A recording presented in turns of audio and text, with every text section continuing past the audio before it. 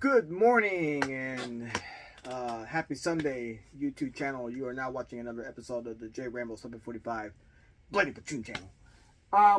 So as promised, I have a brand new knife from the cookery house that I had them made for me. This is the First Blood Part 2 knife. And without further ado, dun dun dun dun! There it is. Look at that baby. Isn't she sweet? This is a Jimmy Lyle style Rambo knife. Very similar to the First Blood Part 1 that I had the cookery house make for me. But this is the Part 2. Of course it says First Blood 2 Rambo. It's got a black paracord wrapping around it. Obviously it's not a hollow tang, otherwise it would have all the little doodads in there. But very close to the Jimmy Lyle style that he made years ago for Sylvester Stallone for the First Blood 2 movie. It is razor sharp. In fact, I can show you that is razor sharp. But I also want to show you something crazy about this. Look at the spines on this. So what they did something different with this one versus the Part 1 was they made it thick here and they thinned it out here. And of course they made the spines and they changed the level of the spines. Actually, it was a little sharp here. And of course false edge here. So very unique style that the knife forger at the cookery house made for this particular style. In fact, I actually have the First Blood Part 1 here with me to show you the difference. So if you look at the difference on the spines, you'll notice right away that they were made very differently.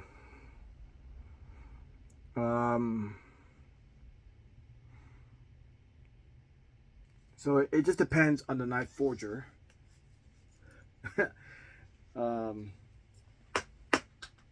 By the way, you can also get the First Blood Part 1 at the cookery house as well. And I'll leave the links down below for you guys to check that out. But yeah, this is the Part 2.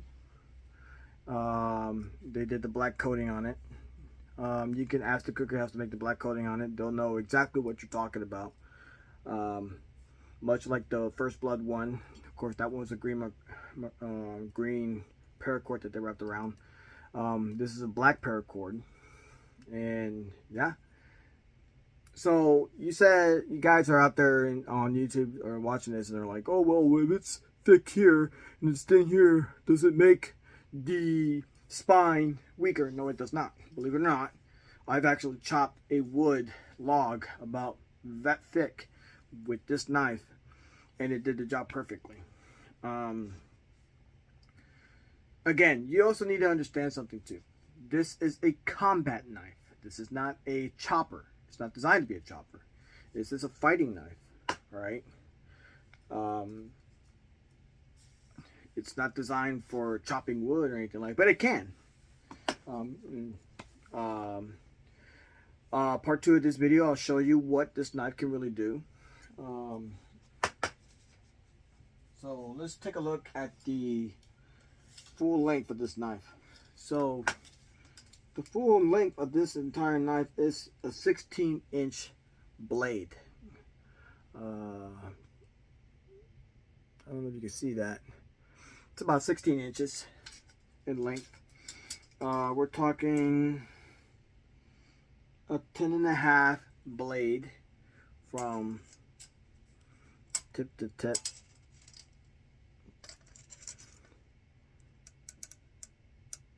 More or less 10.5 inches with a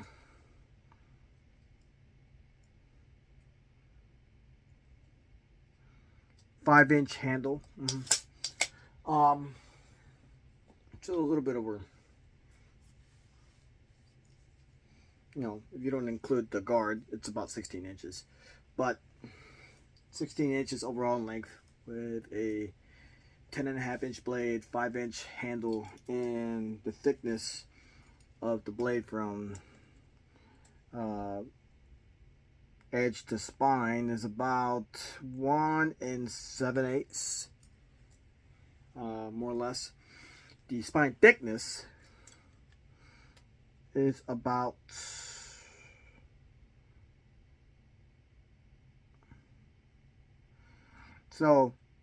it's at before it reaches the actual razor back here. I don't know if you can see it.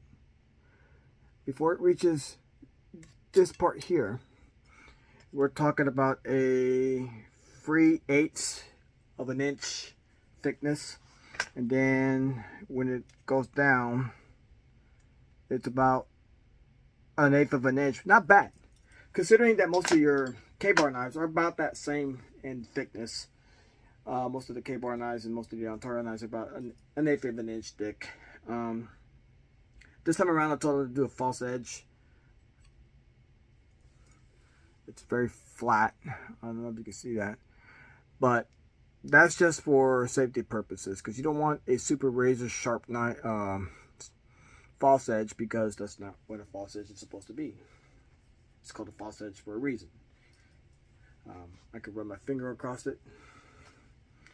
Do not rub your fingers here though, because you'll cut yourself. This is sharp, this little area here.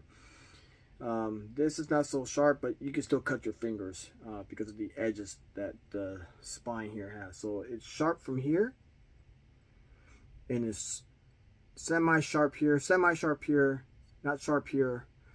So very unique design to this knife, fortune made for this knife. Of course, it is extraordinarily sharp here. So let me show you. Look at that.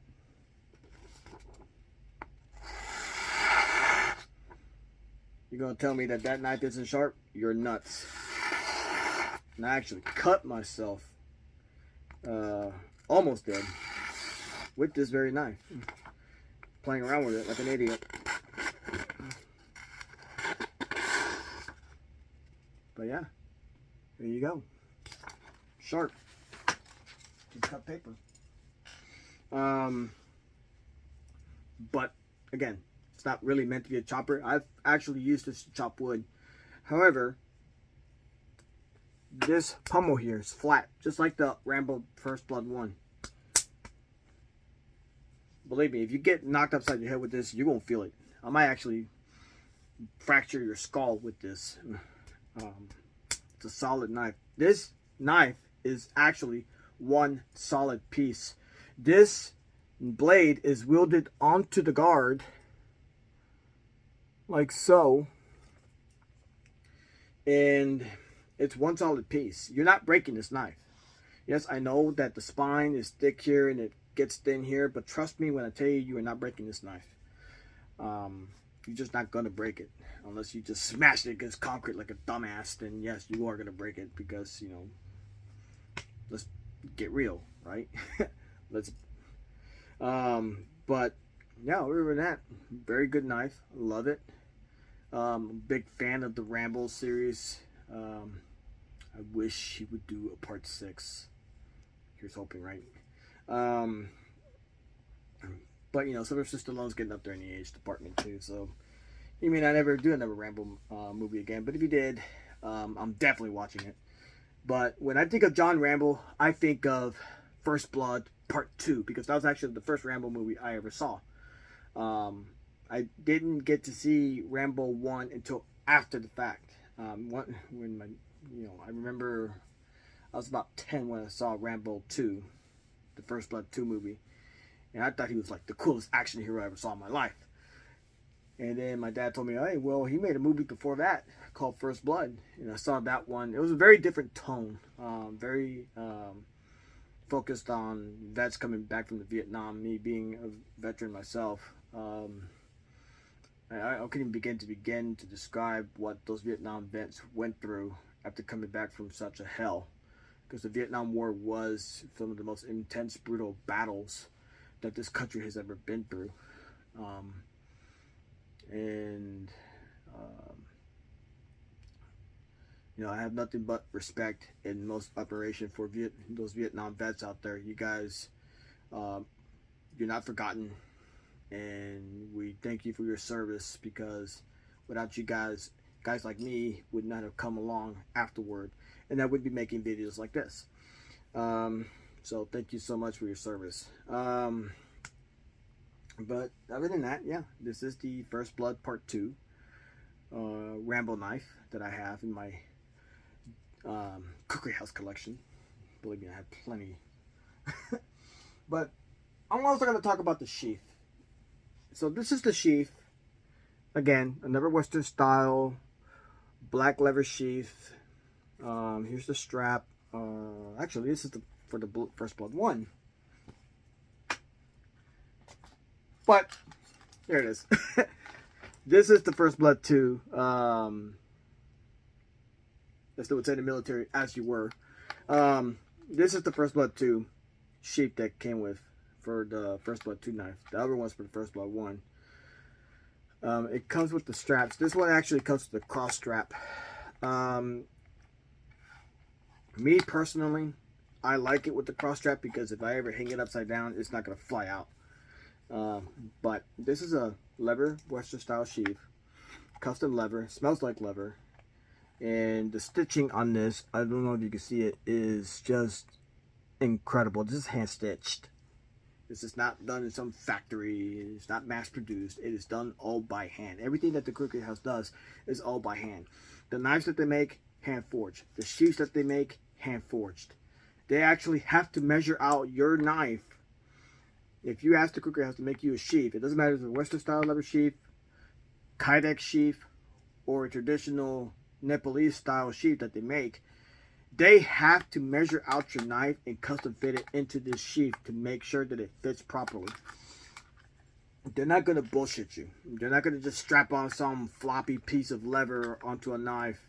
You know, I don't know about you guys, but me, it absolutely irritates me to no end when someone makes a really badass looking knife and then they add a piece of crap sheath to it.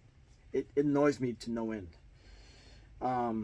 It just means that you put all your focus and attention on forging a knife, but you completely forgot the thing that covers it to protect you from getting cut. Well, the Cookery House took that into account. This fits perfectly onto this sheath. It does not fly out. See? No wobble. Of course, if you're going to be John Rambo, searching through the jungle looking for commies to annihilate, you don't want a whole lot of rattle noise. So, good job on that, Cookery House. You guys get a 10 out of 10 for that in my book. Of course, it also has the rings. I love the rings that they put on this, because you can strap a leather cord or a paracord onto this ring. You can also, they put another one on top of here in case you'd like to hang it even lower. Again, as I mentioned in the previous video before, I like to strap it onto my belt with this and put a paracord around this ring attached to my leg so I can go do what I need to go do when I go hunting. I'm not going to hunt with this knife. I just made the Cookery House make this knife for me because I'm a big Rambo fan. I wanted to add something to the Rambo collection. But yeah, other than that, that is part 1 of the John Rambo Jimmy Lyle series, Rambo First Blood Part 2 knife. I'm going to make a part 2 and show you guys what this knife can do, and of course, if it's coming from the Cookery House, it's gonna work. But I'm gonna show you guys anyway once I get a chance, and stay tuned for that video. But other than that, you have just now watched another episode of the J Rambo 745 Blade Up 2 channel. Until then, have yourself a happy Sunday and take care. And I'll see you next time very soon.